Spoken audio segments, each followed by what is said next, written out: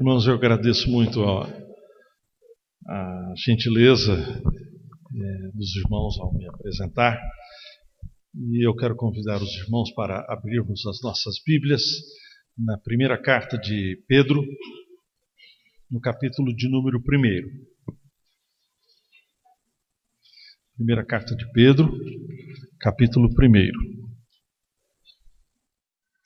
Irmãos, por muitos anos, como pastor de uma mesma igreja, cerca de 40 anos pastoreando uma mesma igreja, eu tive a oportunidade de, por muitos e muitos anos, pregar expositivamente. Pregar livro por livro, capítulo por capítulo. E preguei, por exemplo, sobre a vida de Davi, tomando como fundamento 1 e 2 Samuel. Preguei livros do Antigo Testamento, vários livros do Novo Testamento. Preguei sobre o livro dos Salmos, preguei durante 4 anos e meio sobre o livro dos Salmos, todos os domingos de manhã e de noite, pregando sobre o livro dos Salmos. As pessoas vinham à nossa igreja, achavam que eu só sabia pregar sobre o livro dos Salmos, mas foi uma bênção para a minha vida também. Logo depois entendi que deveria pregar sobre alguns temas. Preguei sobre o Credo Apostólico, que é um documento também da nossa igreja, né? A gente pensa que é um documento católico romano, mas ele é um documento que fala a respeito de nossa fé. Depois eu preguei sobre a justificação pela fé, e eu entendi que eu deveria voltar a pregar novamente os textos expositivamente das Escrituras. E tomei como fundamento, então, a última parte, a primeira carta de Pedro. Mal sabia eu que eu estaria pregando para mim mesmo, porque esta carta fala a respeito do sofrimento. E nesses últimos anos, eu tenho experimentado os mais profundos e agudos sofrimentos da minha vida. E esta carta tem trazido um consolo muito grande ao meu coração. E eu gostaria de convidar os irmãos para refletirmos sobre esta carta tão preciosa, que foi escrita pelo apóstolo Pedro, este apóstolo tagarela, que falava as coisas mais corretas nas horas mais preciosas e falava as coisas mais terríveis nas horas menos apropriadas, a ponto do próprio Senhor Jesus Cristo dizer: afasta-te de mim, Satanás, não cogitas das coisas de Deus. E isto aconteceu exatamente logo depois de Pedro ter dito: tu és o Cristo, o Filho do Deus vivo. Um homem cheio de contradições, mas de repente, no dia do Pentecostes, tomado pelo Espírito Santo de Deus, pregou aquela mensagem no dia do Pentecostes, e aquilo foi simplesmente algo arrebatador. Que mensagem! Tomando como fundamento o livro do profeta Joel e depois as palavras do profeta Davi, fez um sermão que introduziu, na verdade, a obra evangelística que acabou chegando até nós. Pedro prega e escreve esta carta pensando nos crentes que vivem em sofrimento, em angústia de alma. E esta carta é uma carta para que possamos entender o propósito de Deus no sofrimento. Ele não evita tratar do assunto, mas ele expõe este tema angustiante, a alma humana, e mostra que Deus tem propósitos no sofrimento. E se ele tem propósitos no sofrimento, que Deus é este tão maravilhoso? Então eu leio para os irmãos o primeiro capítulo. que diz assim: Pedro, apóstolo de Jesus Cristo, aos eleitos, que são forasteiros da dispersão no Ponto, Galácia, Capadócia, Ásia e Bitínia, eleitos, segundo a presciência de Deus Pai, em santificação do Espírito para obediência e aspersão do sangue de Jesus Cristo, graça e paz vos sejam multiplicadas. Bendito o Deus e Pai de nosso Senhor Jesus Cristo, que segundo a sua muita misericórdia nos regenerou para uma viva esperança, mediante a ressurreição de Jesus Cristo dentre os mortos, para uma herança incorruptível, sem mácula, imarcessível, reservada nos céus para vós outros, que sois guardados pelo poder de Deus, mediante a fé para a salvação preparada para revelar-se no último tempo. Nisso exultais, embora no presente, por breve tempo, se necessário, sejais contristados por várias provações, para que, uma vez confirmado o valor da vossa fé, muito mais preciosa do que o ouro perecível, mesmo apurado por fogo, redunde em louvor, glória e honra na revelação de Jesus Cristo, a quem, não havendo visto, amais, no qual, não vendo agora, mas crendo, exultais com alegria indizível e cheia de glória, obtendo o fim da vossa fé, a salvação da vossa alma. Foi a respeito desta salvação que os profetas indagaram e inquiriram, os quais profetizaram acerca da graça a vós outros destinada, e investigando atentamente qual a ocasião ou quais as circunstâncias oportunas, indicadas pelo Espírito de Cristo que neles estava, ao dar de antemão testemunho sobre os sofrimentos referentes a Cristo e sobre as glórias que os seguiriam. A eles foi revelado que, não para si mesmos, mas para vós outros, ministravam as coisas que agora vos foram anunciadas por aqueles que, pelo Espírito Santo enviado do céu, vos pregaram o Evangelho, coisas essas que os anjos anelam perscrutar.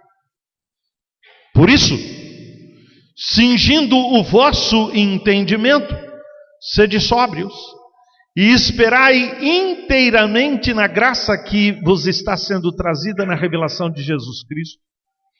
Como filhos da obediência, não vos amoldeis às paixões que tinhais anteriormente na vossa ignorância. Pelo contrário, segundo é santo aquele que vos chamou, tornai-vos santos também vós mesmos em todo o vosso procedimento, porque está escrito: sede santos, porque eu sou santo.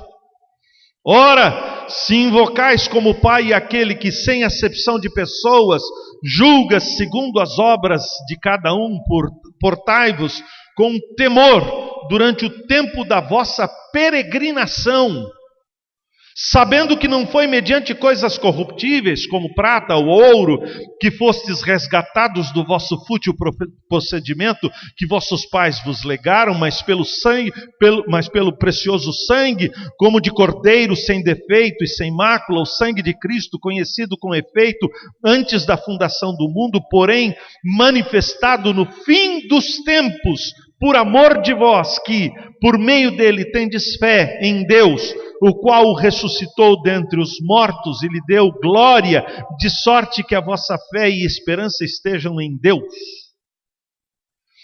Tendo purificado a vossa alma pela obediência à verdade, tendo em vista o amor fraternal, não fingido, amai-vos de coração uns aos outros ardentemente, pois fostes regenerados não de semente corruptível, mas de incorruptível mediante a palavra de Deus, a qual vive e é permanente Pois toda a carne é como a erva, e toda a sua glória como a flor da erva, seca-se a erva e cai a sua flor. A palavra do Senhor, porém, permanece eternamente. Ora, esta é a palavra que vos foi evangelizada. Irmãos queridos, o sofrimento tem um condão. Ele produz em nós, rouba de nós, na verdade, o senso de nossa própria dignidade. Acabamos no meio do sofrimento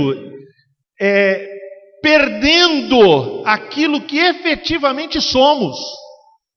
E passamos a perceber na nossa própria vida como que estivéssemos andando numa situação de indignidade. E é por isso então que o que sofre precisa ouvir uma demonstração, para compreender aquilo que efetivamente ele é. Estes são os que estão dispersos, forasteiros, são os mequetrefes do mundo, espalhados pelo mundo afora, perseguidos, não têm pátria, são apatriados, deixaram para trás as suas casas, as suas famílias. Pais deixaram os seus filhos, filhos viram os seus pais sendo mortos. Alguns foram cerrados ao meio, outros esfolados. Perderam, portanto, ao serem dispersos como forasteiros, a sua própria identidade. Então o apóstolo Pedro, a primeira coisa que faz é restaurar a identidade deles e afirma que eles são eleitos segundo a presciência de Deus, ou o conhecimento de Deus que revela o seu propósito imutável. A estes, portanto, que vem restaurada a sua dignidade como eleitos de Deus, o apóstolo Pedro diz: para estes, graça, beleza em movimento e paz, shalom.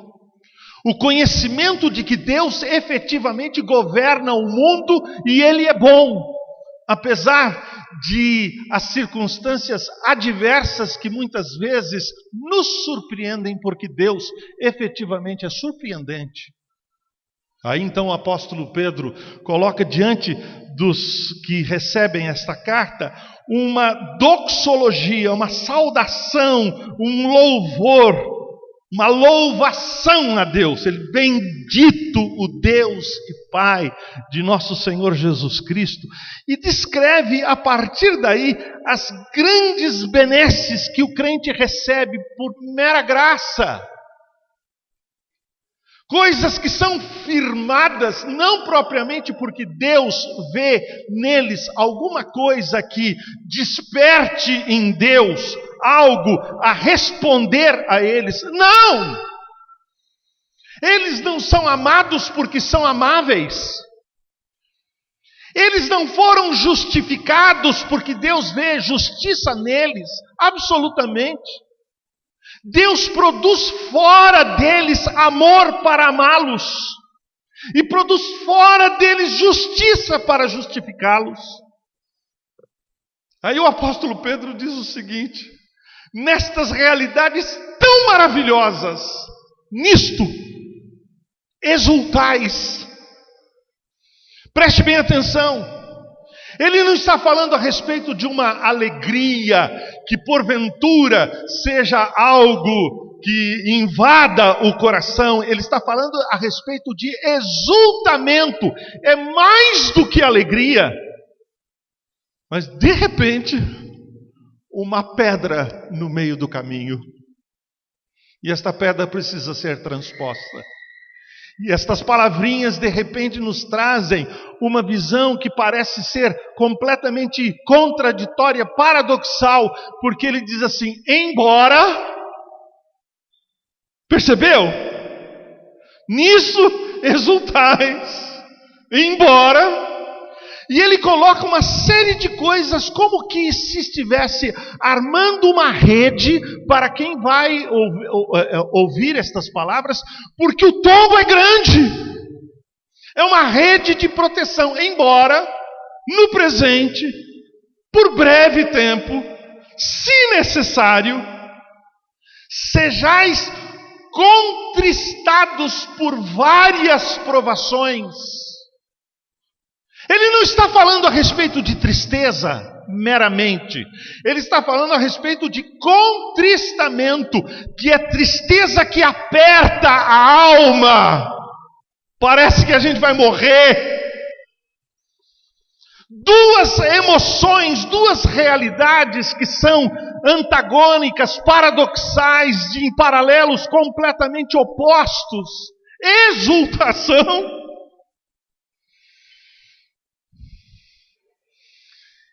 e contristamento. Irmãos, só o crente no Senhor Jesus Cristo pode experimentar estas duas emoções paradoxais ao mesmo tempo, sem ficar louco. Porque o incrédulo não consegue viver as duas emoções ao mesmo tempo. E eu tenho certeza absoluta de que eu estou descrevendo aqui a vida de muitos dos que estão me ouvindo nesse instante. Alegrias imensas. E de repente, bate a nossa porta contristamentos, tristezas que apertam a nossa alma. Não é verdade? Quantos de nós já experimentaram essas duas emoções tão paradoxais ao mesmo tempo, sem ficarmos esquizofrênicos? Preste bem atenção. Deus não nos prova para nos aprovar. Preste bem atenção. Depois da queda dos nossos primeiros pais, todos estão reprovados. Não há mais provas. Deus sabe que todas as provas que porventura Ele pudesse nos impor, para então resgatar e nos aprovar, seriam inúteis. Nós estamos reprovados.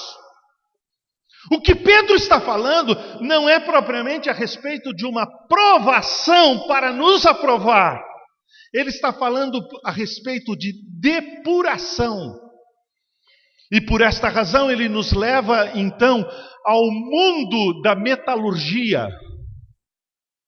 Ele fala a respeito da depuração do ouro, que então, levado às temperaturas mais e mais altas, o ouro depurado traz para cima a jaça, traz para cima as impurezas, de tal forma a ser depurado. De tal maneira que isto aconteça para um propósito final, para que na manifestação de Cristo, este que é o ourives por excelência, possa nos apresentar naquele momento para a honra, para a glória, para a coroa do nosso Redentor e nosso noivo. Irmãos queridos, algumas vezes eu tenho pedido a Deus, ó Deus, abaixa a temperatura. E Deus, ao invés de abaixar a temperatura, Ele eleva a temperatura. Porque Deus é o ourives por excelência. Ele sabe a temperatura adequada. Não é mesmo? Eu sei, irmãos, que já temos passado pelo cadinho da provação, pelo fogo da depuração.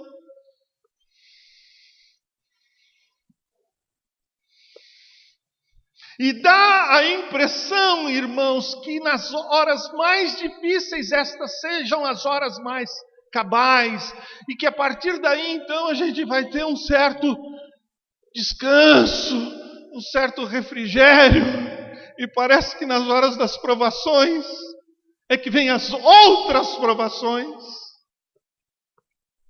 Eu sei, irmãos, que essa não é uma experiência só minha, esta é uma experiência de muitos irmãos, tristezas em cima de tristezas, provações, apertos, sufocos em cima de outros sufocos, mas Deus tem um propósito. Ele sabe, Ele é o mestre da ourivesaria. Ele faz isto para nos depurar. Portanto, irmãos queridos, pode ter certeza, ainda que sejamos destinados à alegria perpétua, enquanto estamos aqui, nós estamos na pedreira de Deus, e Deus lapidando estas pedras na pedreira. E quando a pedra estiver pronta, Ele traz a pedra da pedreira e coloca no templo. Ah, bendito aquele dia quando nós formos chamados à presença do Senhor, porque esta pedra então haverá de estar já pronta, lapidada. Irmãos queridos, Ele está falando desta salvação que na verdade não está completada, está garantida, mas não está completada agora. Nós somos salvos na expectativa de sermos salvos. E falando sobre isto, ele diz que os profetas inquiriram sobre esta salvação, pesquisaram sobre isto. Quem os orientou, então, ali no Antigo Testamento, não foi propriamente a mentalidade aguçada dos profetas, não! Ele afirma categoricamente a respeito da presença de Cristo pré-encarnado. Era o Espírito de Cristo que estava lá e que os orientava. Cristo, portanto, agindo e de alguma forma na sua soberana orientação e na sua vontade que se estabelecia ponto após ponto, estava estabelecendo uma salvação que nos foi revelada de uma forma estupenda na vinda do Senhor. Que salvação é esta? Todo o Antigo Testamento apontava para este momento, para o momento do fim dos tempos, quando na plenitude dos tempos chegou alguém, quando João Batista, olhando para ele, diz: eis aí o Cordeiro que tira o pecado do mundo. Preste bem atenção. Nenhum sacrifício do Antigo Testamento tirou pecados.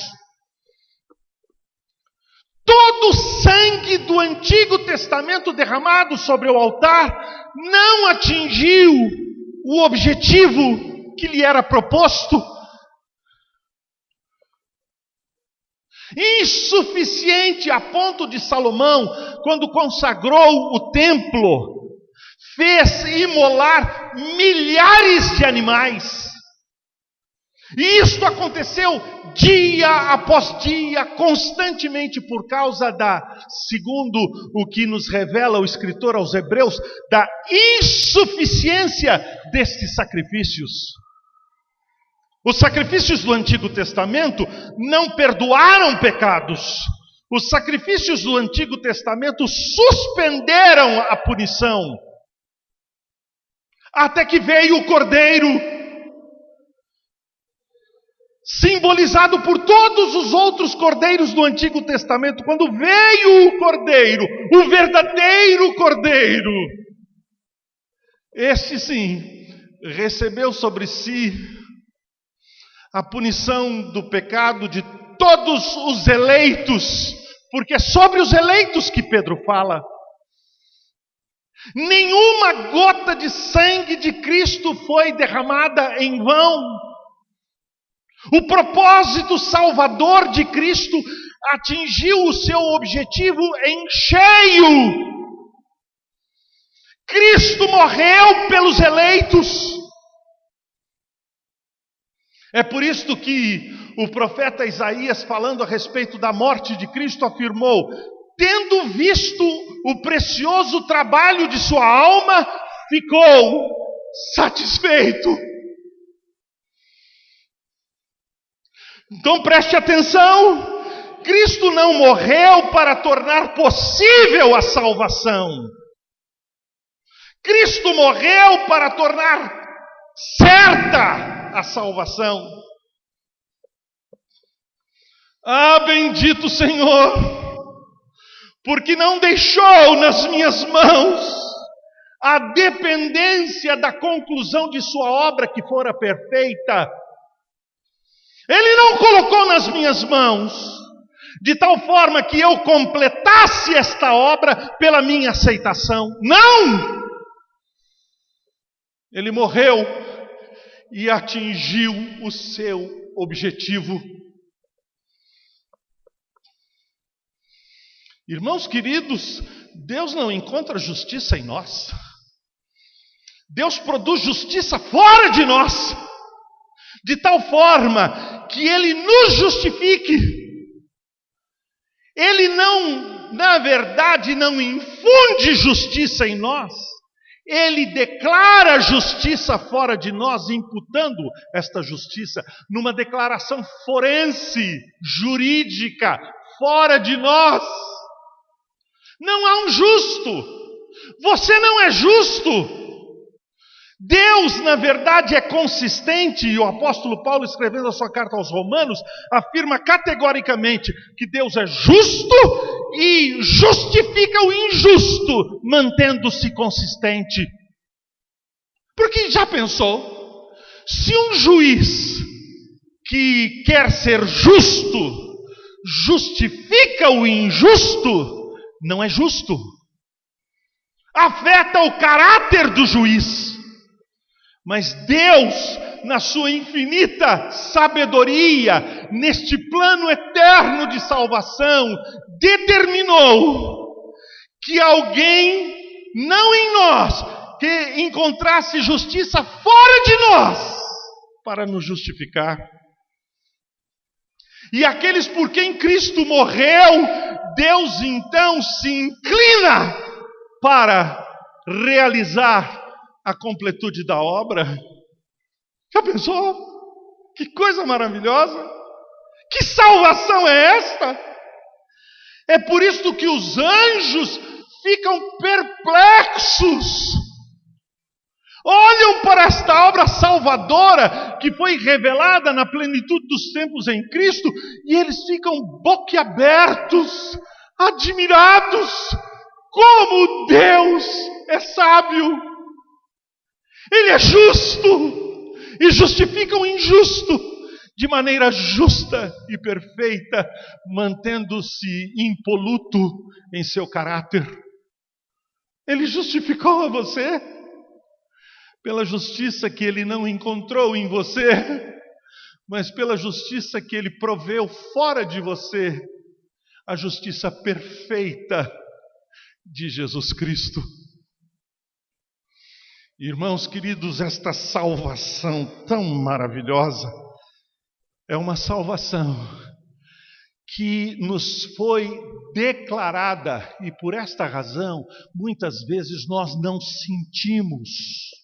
É uma declaração jurídica. Nós não sentimos. Nós sabemos. Nós temos esta convicção, mas nós não sentimos. Por esta razão, a partir deste instante, Pedro dá uma ordem.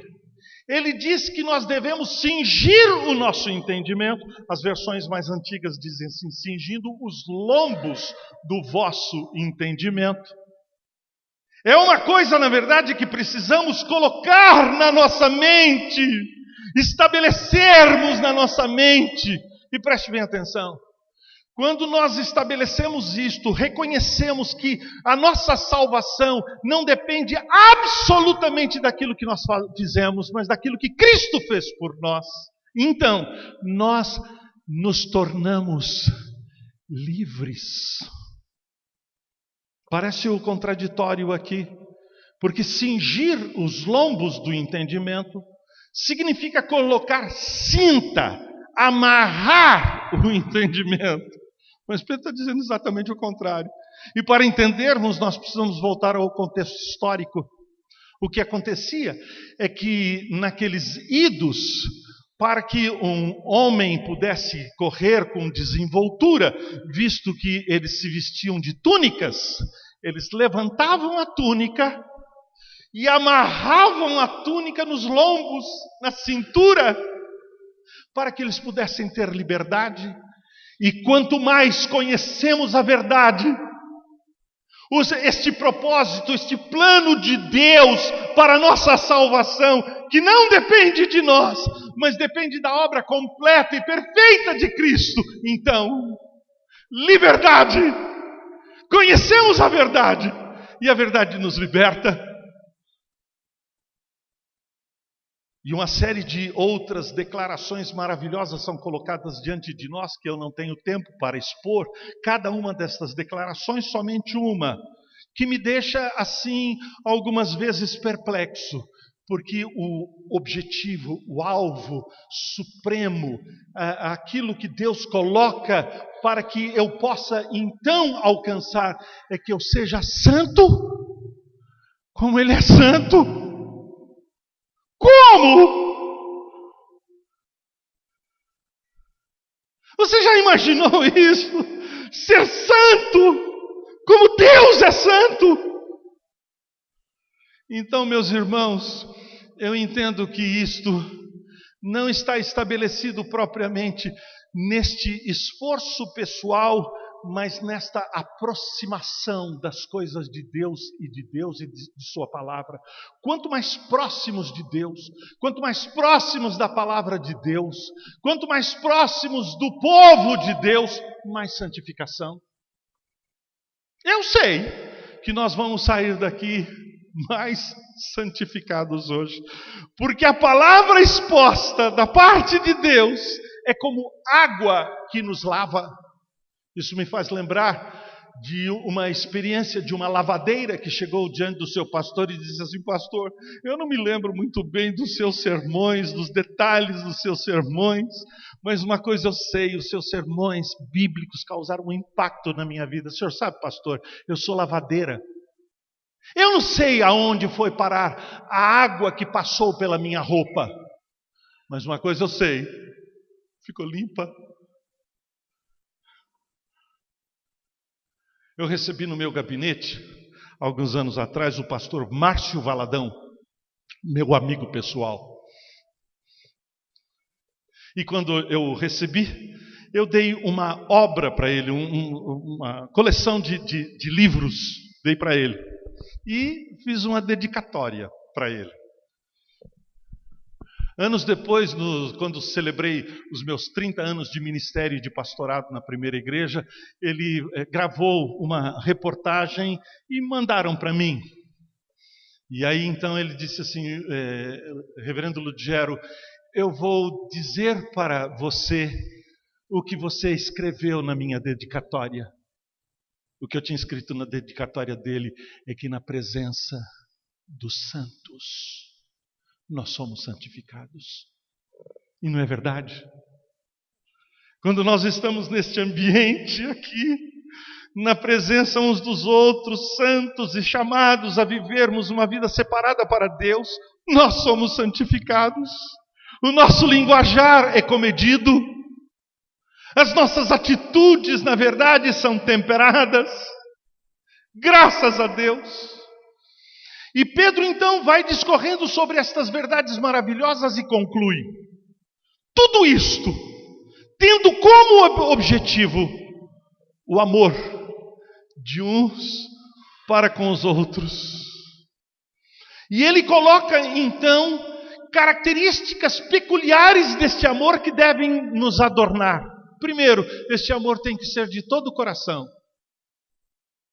É claro que o apóstolo Pedro está voltando a sua mente para a mentalidade hebraica. O judeu, ele não divide o corpo humano desta forma: cabeça, tronco e membros. O judeu divide da seguinte forma: cabeça, coração e entranhas. Cabeça é por onde, pelos 7 buracos da nossa cabeça, é que a realidade do mundo entra para dentro de nós. Conhecemos as circunstâncias pelo que entra dentro de nós pela cabeça. Coração nunca é para o judeu centro de sentimentos. O coração é o centro das decisões. Centro dos sentimentos são as entranhas. Um menino judeu jamais diz para sua namorada: meu bem, eu te amo de todo o meu coração. Ele não diz isso. Ele diz assim: meu bem, eu te amo de todo o meu intestino. Os sentimentos estão aqui. O coração é o centro das decisões. Amar de todo o coração é uma decisão de amar. E nós haveremos de ser conhecidos pelo mundo afora por este amor decisivo que Deus colocou no nosso coração uns pelos outros. A igreja é esta comunidade de amor e por isso uma comunidade de perdão. Segunda coisa, este amor tem que ser um amor fraternal. Amor fraternal neste sentido de que não há entre nós superiores e inferiores. Todos nós somos iguais, carentes da mesma graça. Este amor tem que ser um amor sem fingimento. Ou melhor, um amor autêntico. Porque amar fingidamente é fácil, quando nós, na verdade, declaramos o nosso amor, não propriamente em benefício de quem ouve sobre o nosso amor, mas em benefício de nós mesmos, para que os outros percebam o quão bons nós somos. Irmãos queridos, o apóstolo Pedro finalmente diz que este amor é um amor ardente. É um amor que pega fogo. É um amor que nos inclui uns aos outros. E afirmando isto, ele diz que tudo aquilo que é da palavra permanece. Toda verdade que porventura for proferida, fundamentada nas Escrituras, ou sola Escritura, permanece. Tudo aquilo que é porventura procedente da nossa própria engenhosidade, da nossa própria palavra criativa, é como a flor da erva. Seca-se a erva, cai a sua flor. Irmãos queridos, a igreja está fundamentada nesta verdade absoluta, a verdade da palavra de Deus que produz os seus frutos, que produz o seu resultado. Terminando, ele afirma: este é o Evangelho que acaba de ser novamente anunciado entre nós. Que Deus nos abençoe.